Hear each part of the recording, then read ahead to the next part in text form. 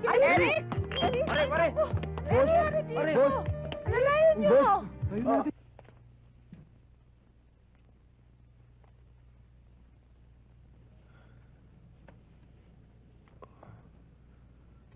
Kamusta na pakiramdam mo?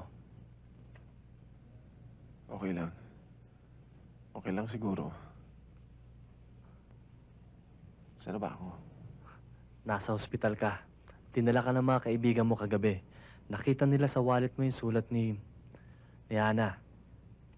Ni Dr. Digia. Pinadala ka niya sa akin. Ako nga pala si Dr. Austria. Dale, ako yung espesyalista na inirekomenda sa'yo ni Ana.